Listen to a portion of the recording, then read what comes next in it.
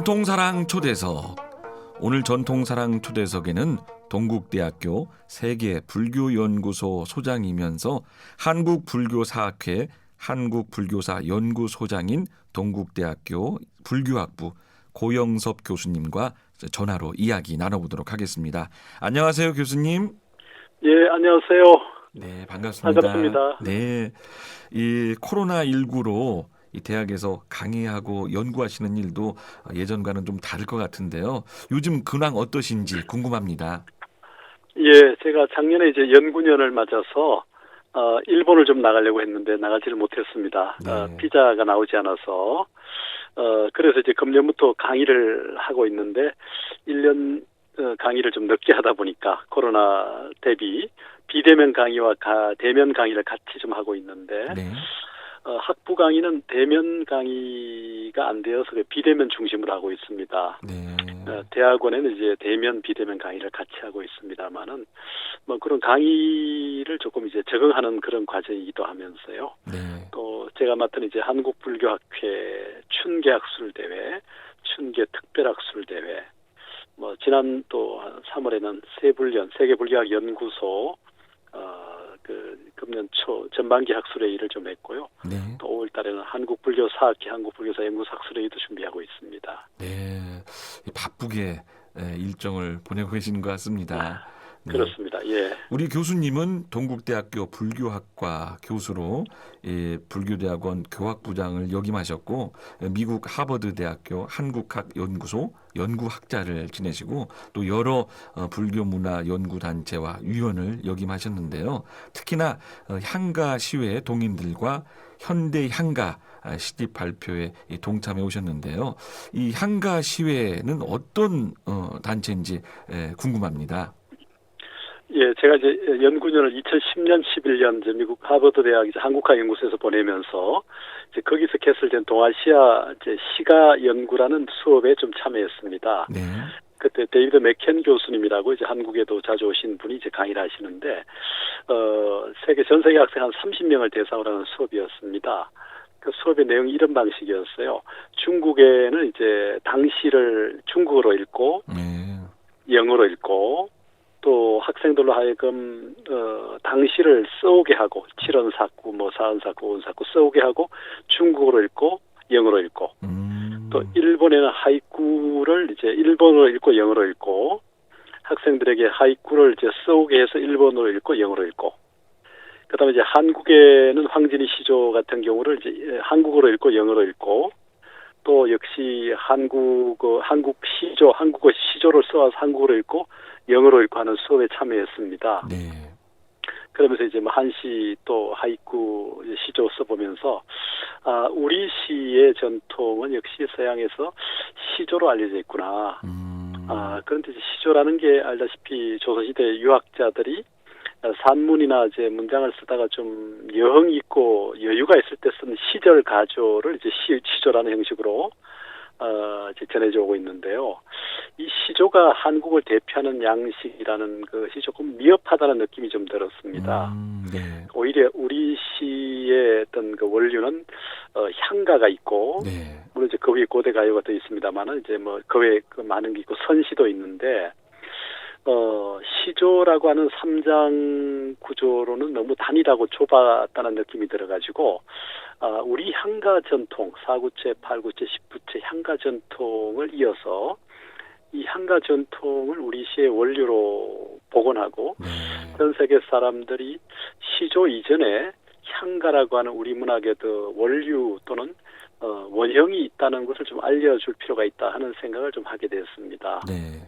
그러다가 이제 국내 시인들하고 제가 시를 이제 쓰면서 우연한 계기에 이제 그런 얘기를 했더니 의사가 이제 의기투합이 되어서 동인을 이제 만들어 가지고 좀 2018년부터 매월 한 번씩 모여 가지고 향가 공부도 하고 3024 14수, 균여전 11수 등 향가를 공부도 하고 향가에 얽힌 여러 그 작시 배경들이 있거든요. 네. 거기는 정치적 배경부터 뭐 사회적 배경 또 종교적 배경, 그러니까 전통 고유 신앙과 이제 불교가 갈등하고 또 고유 신앙과 또 뭐 밀교 신앙이 갈등하고 고유신앙은 되게 토속신앙으로 많이 천신산신 무속신앙이라고 하는 우리 고유신앙인데 이제 그런 갈등하는 부분들도 나옵니다만은 이제 그런 부분들 중에 특히 향가는 바로 이제 그 주술의 효과도 있고 네. 예, 나라를 다스리는 치리가라는 안민과 같이 이런 것도 있고요. 또 서정성을 담은 내용도 있고 또 기원 발언의 내용도 있어서 네. 이런 향가를 좀 복원하는 것이 좋겠다고 해서 만든 동인 모임이 향가 시회고요. 네. 동인지는 현대 향가입니다. 동인지 제목은 그렇습니다. 네. 이 고대의 노래, 이 향가 속에 담긴 얼과 그 형식에 담긴 그릇을 또 오늘에 맞게 또 재현하자 하면서 여러 학자들 그리고 문학 작가들이 함께 의기투합한 것 같은데요. 이 우리 시대의 이 새로운 향가, 그 현대 향가 시집을 냈다고 하는데 어떤 분들이 어떤 작품으로 참여했는지도 궁금합니다. 예, 지금 동인들은 한 15명 정도입니다. 네. 처음에는 한 5명으로 출발해서 확대가 되었는데요. 저희가 이제 동인지를 3권 현재 냈습니다만은, 처음에 이제 동인지가 노래 중에 노래라는 현대향가 1집을 냈고요. 2집은 이제 가사 중에 가사를 냈고, 3집은 시가 중에 시가를 냈습니다. 이제 이것은 향가라고 하는 그 노래, 고대 가요를 그 사내가, 그 가사 중에도 이제 브레인처럼 최고의 가사, 최고의 노래, 최고의 시가라는 의미가 별칭으로 있는 것처럼 그것을 살려서 풀어낸 부제 같은 것이고요. 네. 여기 이제 참여하는 시인들은 이제 우리나라 원로 중진 시인들이 대부분인데, 저를 비롯해서 고창수 선생님이라고 하는 이제 그 원로 시인이시고요. 엠베스더까지 했던 분이시고, 또 그 외에 윤정구 시인, 정복선 시인, 주경림 시인, 또 이혜선 시인, 그다음에 김용길 시인, 김현지 시인, 이영신 시인, 서경경 시인, 박용진 시인 등등 시인들이 활동하고 있습니다. 네, 이 향가 시회 이 모임에서 우리 시대의 향가를 다시 찾아야 한다 하는 뜻도 담겨져 있을 것 같습니다. 어떤 의미가 있을까요? 향가의 이제 성격 또는 그 분류가 주술, 치리, 서정, 기원 이런 여러 가지 의미가 있지만 요새 이제 우리나라 한국 현대 시단의 시가 좀 굉장히 난해한 시가 많고 네. 또 자기 독백의 시, 또 소위 미래파라고 하는 방식으로 좀 이렇게 굉장히 실험적 시들도 많았는데 그런 이제 일반적 경향성을 가진 어떤 특정 시대 이슈를 갖는 시들은 사실은 오래 살지 못하고요. 네. 오래 남지 못하고 역시 오래 남는 시들은 역시 릴릭이라는 서정시라고 생각합니다. 그래서 이제 저희가 이제 시인들은 이제 자유로운 다 시를 씁니다만은 향가의 형식에 맞춰 4구체, 8구체, 10구체라는 형식을 좀 지키자. 그런 맥락에서 지금 얘기했던 이제 서정, 각자의 서정, 경우에 따라 주술도 있고, 기원도 담는 이런 시를 이제 4구체, 8구체, 10구체 형식에 담아서, 현대적 어법으로, 현대적 문법으로 전통의 4구체, 8구체, 10구체 양식, 형식을 지키면서 특히 이제 19체 같은 경우는 제9구에 9구절의 서두에 차사라고 하는 감탄사를 반드시 넣자는 그 원칙은 꼭 고수하자고 하고 있습니다. 네. 예. 이 전통의 것을 오늘의 시대에 맞게 대중과 함께 호흡할 수 있게 이 향가시회 우리 또 고영섭 교수님을 비롯한 많은 문인들이 애쓰고 있다 하는 것을 우리 교수님 말씀을 통해서 느낄 수 있었고요. 특히나 우리 교수님은 한국불교학회 회장으로 활동 중이신데요. 이 불교 역사와 불교 철학을 아우르는 불교학 시민강좌 개설을 역설하고 계시잖아요. 한 말씀 부탁드립니다. 예, 제가 이제 작년 6월 1일부로 이제 제24대 회장이 되면서 우리 민족문화, 전통문화의 이제 중심이었던 불교, 유교, 도가도 있고 도교, 또 우리 고유신앙인 천신신앙, 산지신앙, 무속신앙을 아우르는 풍유도도 있는데 불교가 1700년이라는 긴 시간 동안 이 땅에서 이제 외래 종교 사이로 들어와서 이제 주류 핵심까지 왔습니다만은 조금 이제 최근에 상대적으로 우리 문화가 너무 서양 중심, 서구로 흘러가다 보니까 네. 우리의 고유한 모습, 본래 모습을 좀 잃어버리는 것 같고, 그러다 보니까 이제 불교나 유교나 도교 같은 고유, 또 무속신앙 같은 고유 신앙으로 좀 벗어난 느낌이 좀 들었습니다. 네. 그래서 특히 이제 제가 불교 학자로서 또 인문학자로서 대중들과 좀 더 가까이 가는 방법이 뭘까 생각을 하면서, 요즘 뭐 유튜버 또는 여러 시대고 하니까 네. 강좌들을 좀 코로나 시대에 맞춰서 좀 찍어가지고 대중과 좀 함께 호흡하는, 그러니까 소극적인 방식이 아니라 좀 적극적으로 나아가자. 네. 대중이 오게 하는 게 아니라 이제 우리가 대중에게 나아가자는 방식으로 사실은 좀 기획을 했습니다. 네.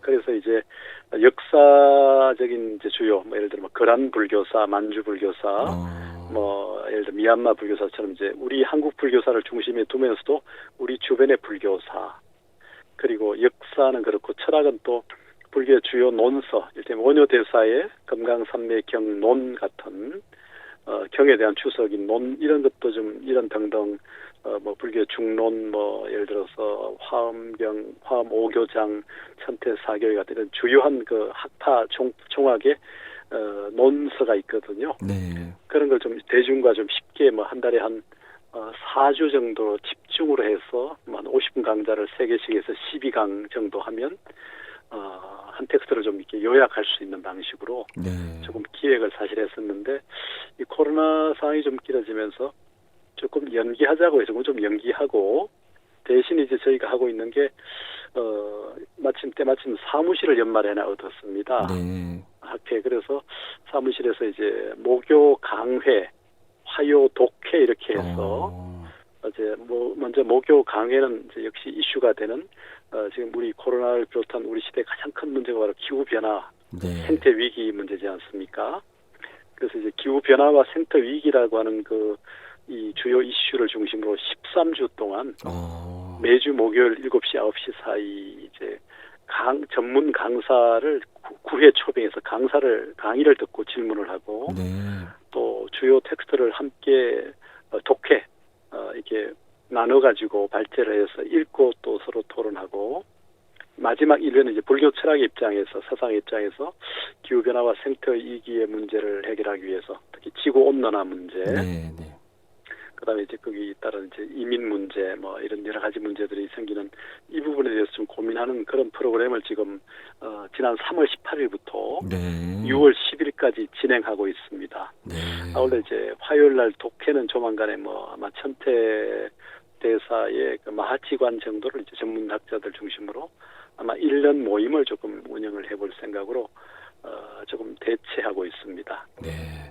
예, 정말 이 불교학 시민 강좌를 통해서 우리 시대의 불교 정신, 그리고 수양, 그리고 일깨움을 통해 이 사람과 사람 사이가 조금 더 여유롭고 평안한 그런 사회가 됐으면 하는 바람이고요. 진짜 오늘 교수님 말씀 통해서 우리 시대의 불교, 우리 시대의 향가 다시금 되돌아보는 깊이 있는 그런 시간이었습니다. 오늘 전통사랑 초대석 동국대학교 불교학부 교수로 계시고 한국불교사학회 불교사상연구소 소장으로 계시는 우리 고영섭 교수님과 깊은 시간 함께했습니다. 오늘 전화 연결해 주셔서 대단히 고맙습니다. 감사합니다. 네, 감사합니다. 자, 우리 전통 문화 예술을 소리길 따라 찾아본 전통으로 소리길로 오늘 방송은 여기까지입니다. 오늘 끝곡 안비치, 이춘희 명창이 함께한 회심곡 들으면서 마무리합니다. 저는 지금까지 소리꾼 남상일이었고요. 함께해 주신 여러분 고맙습니다. 일심으로 정념함이로다.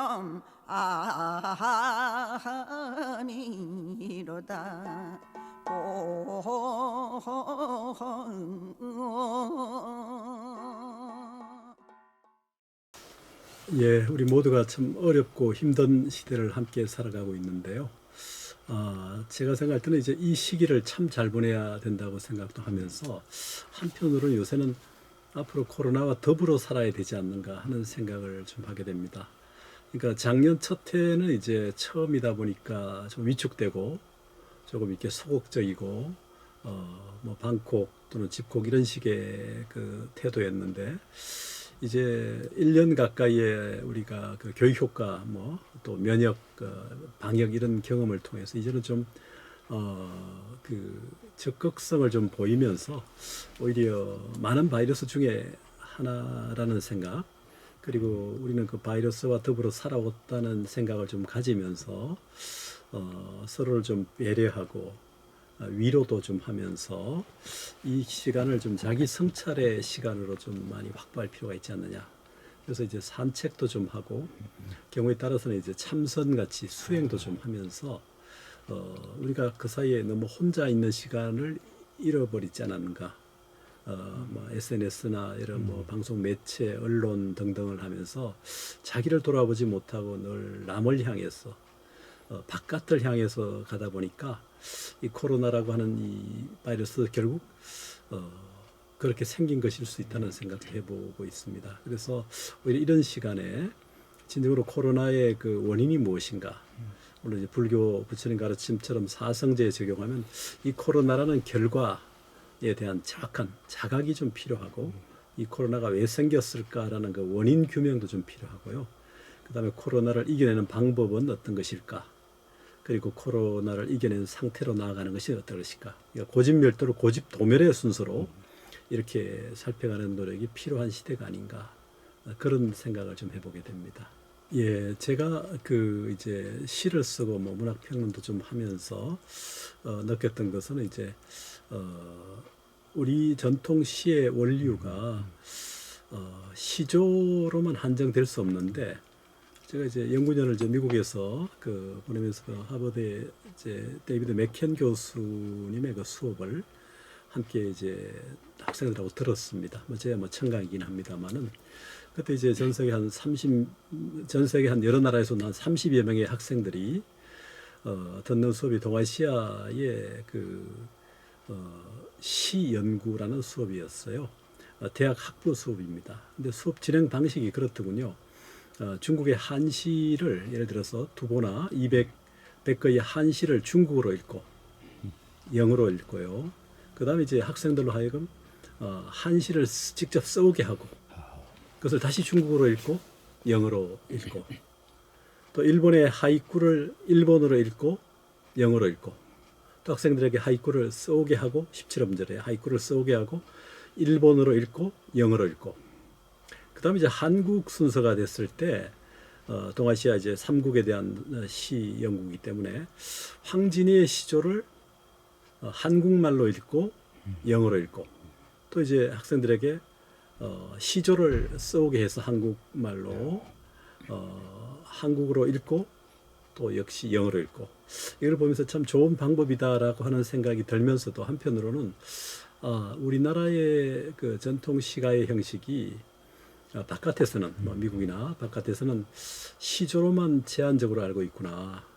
근데 시조라는 것이 조선시대 유자들이 대개 그 산문을 쓰고 이렇게 글을 쓰고 남은 여가에 시절 가조라고 해서 삼원보로 3434, 3434, 3543이라는 이런 방식의 그 여운이 있고 여유가 있을 때 썼던 것에 지나지 않는 건데 이것만 가지고 우리 시의 원류를 마치 중국의 당시 일본의 한시에 펼쳐가는 시조로 보는 게 좀 왜소해 보이기도 하고 조금 더 미진하다는 느낌이 들었습니다. 그래서 우리 시의 원류가 오히려 향가가 있고 물론 이제 뭐 공무도 하거나 더 올라간 시들이 있지만 그래도 이제 가장 원류의 영향 속에 있던 게 이제 향가라고 하는 그때 향은 이제 우리나라의 국의 의미죠. 나라의 노래라고 하는 그런 그 노래가 있어왔고 삼국유사의 14수 고려 또 균여전의 11수에서 25수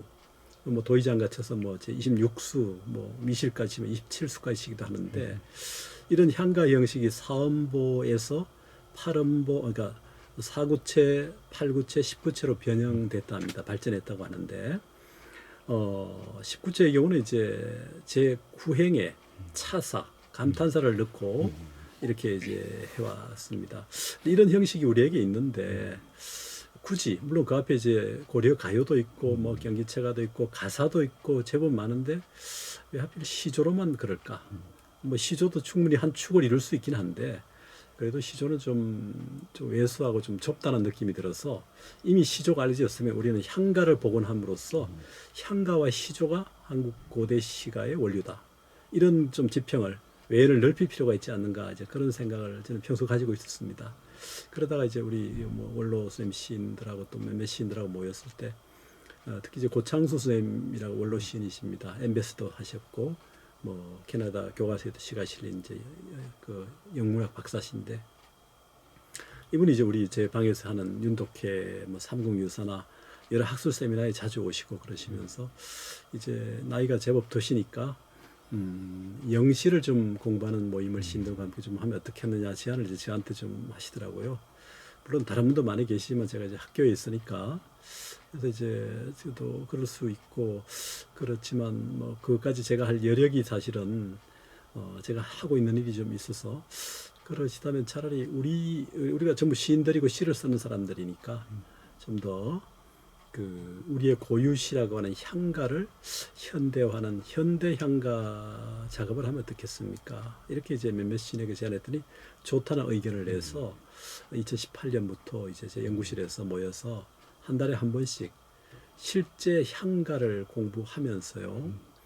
삼국유사 이를테면 14수가 있으면 뭐 도술가면 도술가라는 시에 얽힌 배경 또 뭐 풍요면 풍요에 얽힌 배경 이런 것들을 이제 제가 2년 반 현대불교 신문에 연재해서 책을 이제 삼국유사 인문학 유행이라는 책이 나와 있고 그것을 교재로 하면서 앞시대 양주영 선생님의 고가 연구 또 여러 향가 연구자들의 전문 서적을 함께 공유하면서 그 짧은 향가 형식에 담겨 있는 그 여러 정치적 배경들, 사상적 배경들, 종교적 배경들이 있거든요. 그것을 공유하면서 향가 공부를 같이 해갔습니다.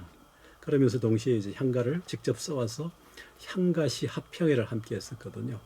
그런 과정을 통해서 이제 향가 우리가 말했던 이제 현대 향가 노래 중에 노래, 가사 중에 가사, 또 시가 중에 시가라고 하는 세 권의 이제 향가 동인지를 현재 내고 있습니다.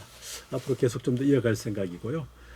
마치 이제 20세기에 뭐 한 60년대부터 우리나라 현대 시조 부흥 운동을 일으킨 분이 물론 앞 시대에서는 이제 우리 그 육당 최남 선생이고 뒤로 오면 이제 가람 이병기 선생을 비롯해서 이제 백수 정환영 같은 분들이 향가 부흥, 시조 부흥 운동을 일으켰고 오현선님도 이제 그 배경에서 이렇게 하면서 중앙일보에서 시조를 매주 또 매월 또 1년 이렇게 해가지고 이제 마치 신춘문예에 준하는 방식으로 중앙시조 대상이라는 이제 시상도 하고 또 이미 오래전부터 뭐 조선 중앙 동아 이런 등등에서는 신춘문예 시조라는 장르도 들어와 있지 않습니까?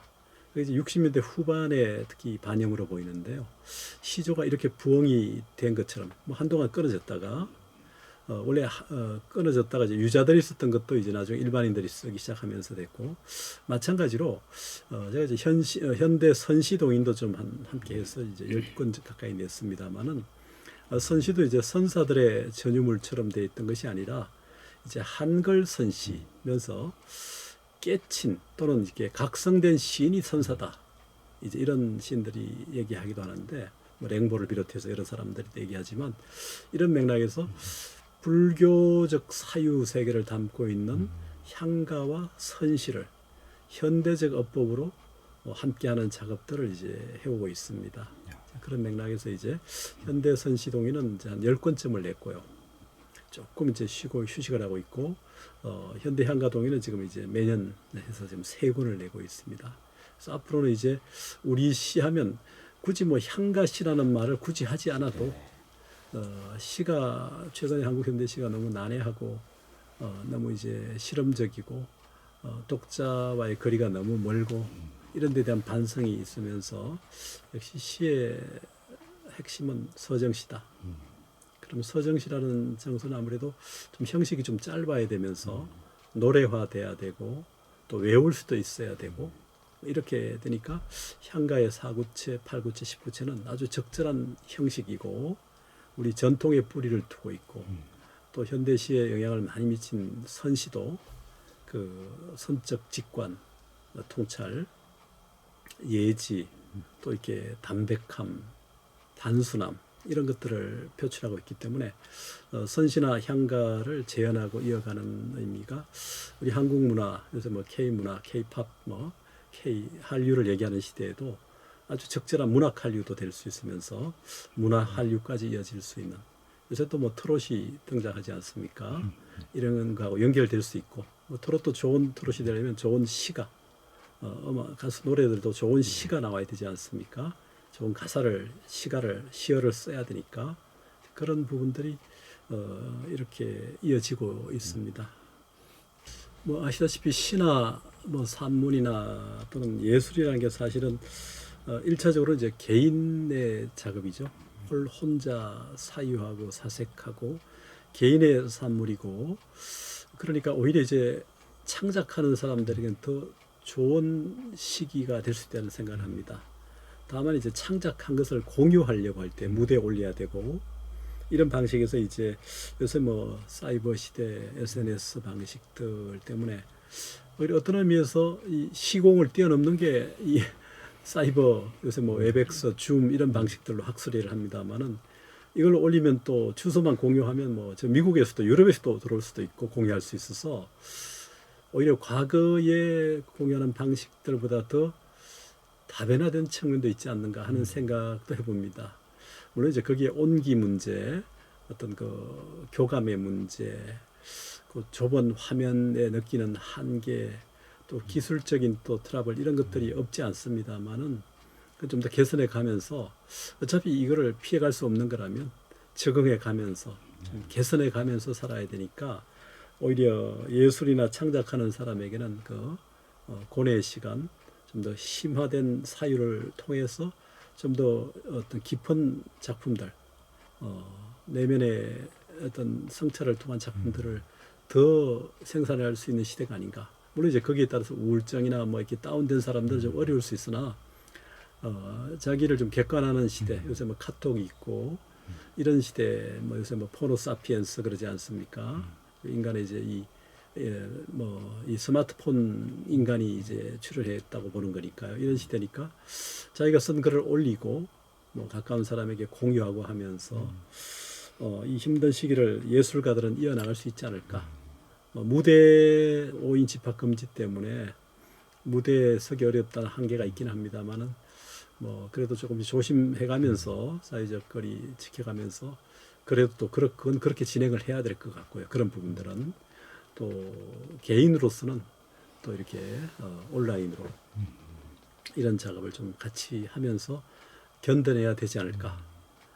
백신이 나왔다고 해서 이게 다 해결될 수 있는 것 같지는 않고 해서요. 변이가 계속되면서 결국 이제 많은 바이러스 중에 하나다라는 자신감도 가지면서 좀 더불어 살아야 되니까 사는 또 지혜를 발휘하고 찾아가야 되지 않을까 뭐 그런 생각을 해봅니다. 예, 제가 우선 시를 한 편 읽어드리고 할까요? 네.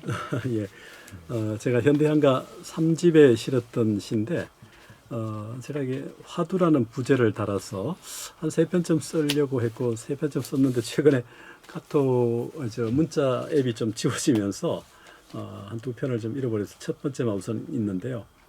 제목이 마음을 사는 일입니다. 사람의 마음을 사는 일. 이 시대에 좀 필요한 게 아닌가. 그래서 그걸 이제 부제 화두 1이라는 제목으로 한번 붙여봤는데요. 마음을 사는 일. 화두 1. 고영섭. 사람이 사람에게 반한다는 것은 헬 수 없는 이유가 있을 것이다. 사람이 사람을 좋아한다는 것은 셀 수 없는 까닭이 있을 것이다. 어느 순간 내 마음에 깊게 파고든 정말로 나를 뒤흔드는 말 한마디. 어느 순간 내 가슴에 넓게 베어든 진실로 나를 이끌었던 몸짓 하나. 나를 뒤흔들었던 한마디 말. 무연한 너를 끌어당긴 하나의 몸짓. 예. 이런 시인데요. 그 아무래도 이제 시라고 하는 장르가 어떤 의미에서 사람의 마음을 이렇게 평화롭게 해주면서 긴장을 해소시키고 무장해제시키는 뭐 그런 효과도 있고, 또 그걸 통해서 이제 카타르시스도 있고 치유 힐링도 가능하다는 생각이 드는데요.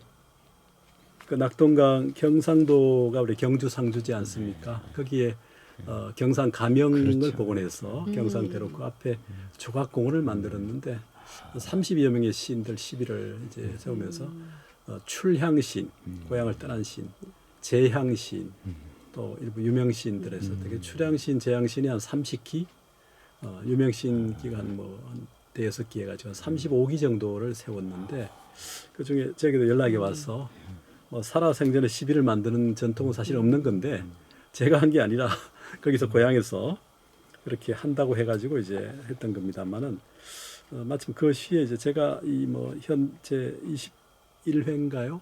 한국 그 현대 불교문학상 수상작 중에 한 편을 이제 보냈는데, 그게 바로 제목이 이런 겁니다. 길이라는 시입니다. 길, 사랑의 지도, 고영섭. 눈앞에 셀 수 없이 널린 길들도 내 정작 마음먹고 나가려 할 땐 너댓길, 서너 길, 두어 길 되다 한 길로 줄어들기 마련이듯이, 지상에서 제일로 부지런한 건 나의 손과 또 나의 발이라지만 머리에서 가슴으로 못 옮기고선, 가슴에서 발끝으로 못 이르고선, 세상에서 제일로 머남은 길은 머리에서 발끝까지 나아가는 길, 발끝에서 온몸으로 못 나가고선 마지막엔 자기조차 못 버리고선, 눈앞에 널려있는 길들 중에서 마음 둘 수 있는 길은 어디에 있나? 지상에 위에 남겨진 오직 한 길은 내 온몸을 던져서 열어가는 길. 벚꽃살이라는 시를, 꽃 중에 제일 화려한 게 벚꽃이라고 생각이 드는데, 마침 이제 벚꽃이 막 지지 않습니까? 이것도 그 한국 시문학상 수상작이기도 한데, 그 뭐 제가 좋아하는 시입니다. 이게 제가 공부하는 불교하고 관련해서 한국 불교 사상이 벚꽃, 화엄과 선이니까 그런 의미를 좀 담아가지고 조금 했던 건데, 사람들이 좋아하더군요. 그래서 저도 이 시가 벚꽃 주제로 몇 개 쓴 게 있는데, 벚꽃살이, 고영섭. 겨운의 풍찬 노숙 이겨내면서 무쇠 씹는 마음으로 들었던 화두, 맛이 없는 참맛을 음미하면서 거세게 몰아치던 내면 속의 힘, 화두 그 끝자락의 벼랑 끝에서 천지간에 터트린 벚꽃 화엄경, 그 끝에서 솟아오른 벚지사리들. 나는 오늘 벚꽃 터널 속을 걸으며 떨어지는 꽃잎 뒤에 선경을 보내, 꽃잎 넘어 올라오는 새싹을 보내. 예, 원효대사는 참 자유인이시고, 부처님이 자유인이듯이 이제 불교가 궁극적으로 이제 지향하는 인간상이 영원한 대자유인이죠. 물론 이제 1차적으로 생로병사라는 이 굴레를 뛰어넘은 자유인이기도 하고요. 또 동시에 양극단을 뛰어넘어서 가장 올바른 중도의 길로 열어서 나가는 자유인이기도 합니다. 인도의 부처님인 석가모니 부처님처럼 한국의 부처님 역시 원효대사라고 볼 수 있는데, 이 시대 상황에서 이제 원효대사가 말하는 부분 역시 원효대사는 일심 한 마음이라고 하는 큰 마음이기도 하고 넓은 마음이고 동시에 우주적 마음인 본래 마음이라고도 할 수 있는데요. 누구나 다 이런 마음을 가지고 있는데, 이 마음을 이제 확충 또는 이제 발견하지 못하는 게 우리 이제 본부들의 현실이고, 그것 때문에 힘들어하는 거죠.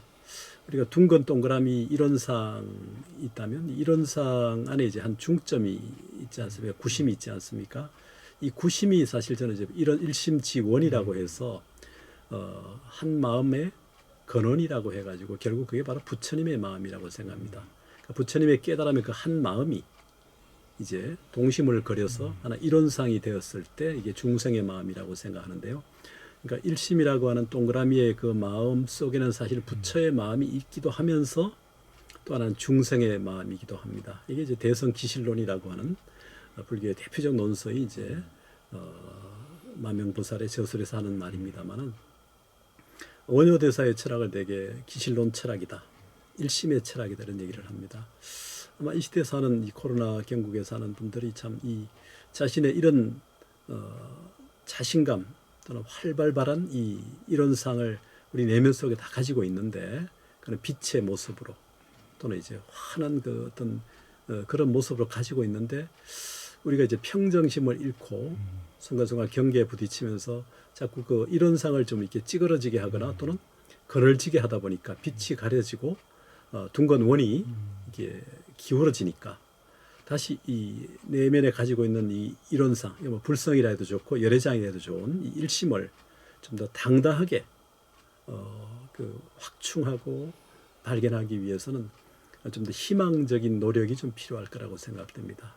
그런 노력들이 이제 뭐 불자들이 뭐 108배 같은 절을 할 수도 있고 매일 또는 이제 일반 사람들 산책을 좀 할 수도 있고 또는 뭐 등산을 할 수도 있고 뭔가 좀 몸을 좀 움직이는 과정 속에서 그럼 뭐 참선도 가능합니다. 요가도 가능하고 뭔가 내 안에 있는 그 둥근 참나 이론상이고 일심을 좀 발견하려는 노력을 좀 더 기울이라. 그래야 이 코로나라는 어떤 경계가 와도 내 마음이 흔들리지 않고 당당하게 맞서면서 자신감을 가지고 주어진 일을 묵묵히 할 수 있지 않겠느냐. 아마 원효대사가 오면 그렇게 하라고 얘기한다고 저는 느껴지고요. 또 하나는 그렇게 하지 못하는 사람도 있겠죠. 그런 사람들을 위해서는 이제 원효대사 같은 분들이 있다면 거리에 나가서 많은 사람들에게 참 주인공, 참 나를 발견하라는 깨우침도 주면서 또 용기도 주고 뭐 어깨도 쳐주고 등도 어루만지면서 이런 시대에는 늘 있을 수 있고 우리의 삶에는 이제 양면이 있듯이 괴로움이 있기 때문에 즐거움이 있는 거다. 어둠이 있기 때문에 빛이 있는 거다라는 이런 것을 통해서 좀 더 희망찬 삶을 일구어 가라. 그러니까 주어진 것이 아니라 내가 열어가는 것이다. 이런 마음으로 살아가라고 얘기하지 않을까. 뭐 그렇게 생각해 봅니다. 사실 이제 한국 사회에서 불교의 지형이 과거에 비해서 많이 위축되어 있다는 생각이 듭니다. 안타깝게도. 저는 이제 우리나라 민족 문화의 한 7할 이상이 불교 문화, 또 이제 유교 문화라고 우리가 돼 있는데 안타깝게도 이 불교 문화나 유교 문화의 전통 문화의 영향력이 7할 정도가 되지 못한다는 것이 우리 민족의 비극이라 생각합니다. 적어도 반만 년의 역사를 가지고 있는 나라라면 이 영향력이라는 부분들이 하루아침에 형성된 것이 아니고 거기 가지는 이제 그 오랜 전통 속에서 발견한 또 보여준 지혜의 힘이 있어서 그 지혜의 힘으로 이제 강점과 장점을 발휘해 왔다고 생각이 드는데 불교가 조금 그런 역할을 좀 못하고 있다는 생각을 금할 수 없습니다. 책임감을 좀 느끼고요. 과거 우리 역사를 보면 이제 하늘을 숭배하던 천신신앙, 땅을 숭배하는 땅의 제일 높은 곳은 산이죠. 산을 숭배하던 산악신앙, 산신신앙. 그리고 이제 하늘과 땅, 즉 산을 숭배하는 그 사이 이제 샤먼, 무속신앙이 우리의 고유신앙이었죠. 그러니 이제 하늘의 천, 땅의 지, 샤먼의 인해서 천지인 삼재 사상이 우리 고유신앙이고 이 고유신앙은 결국 이제 풍류도라고 하는 큰 사유로 담겨서 전달되었습니다. 이 풍류도라는 큰 사유를 껴안은 게 사실은 1차적으로 이제 불교라고 봅니다. 그러니까 천지인 삼재라는 우리의 고유신앙, 풍류도의 신앙을 불교가 껴안으면서 이 천지인 삼재의 원류를 이제 껴안아서 불교가 외래 사회로 들어오면서도 본류로 자리를 잡았고 토착화를 거치고 구심화를 거치고 대중화를 거쳐서 결국 중심에 들었었는데 그래서 이제 도가의 지류, 도교의 지류, 유교의 지류에 흘려주고 심지어 기독교의 지류까지 흘려줬다고 생각합니다. 그래서 가장 본류로 자리했던 게 불교이고, 그러니까 천지인 삼재 사상을 불교라는 가슴으로 끼안고 다시 도교, 유교, 기독교까지 지류로 흘려준 게 불교였다고 생각이 되는데, 그래서 민족문화의 7할 이상이 불교 문화재 또는 유교 이런데 이런 전통의 영향에 걸맞는 사회적 위상이나 영향을 지니지 못하고 있다는 생각이 듭니다. 물론 이런 부분들은 이제 조선조 600년에 500년, 600년의 과도한 유자들의 배타성, 여기에 또 억눌린 불자들의 문제, 또 한국 사회의 격변한 사회, 서양의 문물이 들어왔고 서양 종교가 들어와서 이제 이런 배경이 있습니다만은, 그러나 1700년의 이 장구한 또는 천신산신 무속신앙을 끼안은 불교로 볼 때는 적어도 반만 년 중에 한 2000년 이상은 불교가 들어온 것은 2000년이 안 되었으나 천신사신 무속신앙을 끼안은 그 배경을 그대로 안고 왔기 때문에 그 당당하고 그 깊은 불교적 자량이 최근에 많이 위축돼 있다는 느낌이 듭니다. 그래서 결국 이제 불교 1차적으로 출가자들, 스님네들과 이 제가자들이 좀 존재감을 드러내는 어떤 삶의 방식들을 보여야 되지 않을까. 그러니까 이제 불자 특히 출가 스님들은 이제 포교를 좀 더 적극적으로 할 필요가 있지 않을까. 그러니까 이제 SNS 시대나 유튜브 시대나 이런 시대를 맞이해서 움직이는 법당처럼 그렇게 하는 스님들이 있는 걸로 알고 있고요. 노력도 하고 있는 걸로 압니다만은 그래도 많이 열악한 것 같고, 또 제가 불자나 제가 이제 학자들도 그렇게 노력을 좀 하고 있긴 합니다만은 상대적으로 조금 그런 게 미진한 느낌이 듭니다. 그래서 이제 제가 한국불교학회 사단법인 이제 회장을 맡으면서 인문학 불교학 시민 강좌를 열어보겠다 이제 이렇게 발의를 해서 준비를 하다가 코로나 상황이 좀 심해지니까 좀 연기하자는 제안이 있어 조금 쉬었다가 이제 작년 연말에 사무실을 하나 마련했습니다. 동대문 역사문화공원 쪽에. 그래서 거기에서 이제 조금 방향을 바꾸어서 화요일 날은 독회, 목요일은 강회라고 해서 먼저 목요일 강회로 지금 가장 큰 문제 우리가 안고 있는 인류가 기후변화와 생태위기, 이 코로나 문제도 같이 있고 에너지 문제, 탈탄소 문제부터 해가지고 그래서 13회 동안 13주 동안 9회는 최전문가를 초빙해서 강의를 대면과 비대면을 함께해서 진행을 하고 있고요.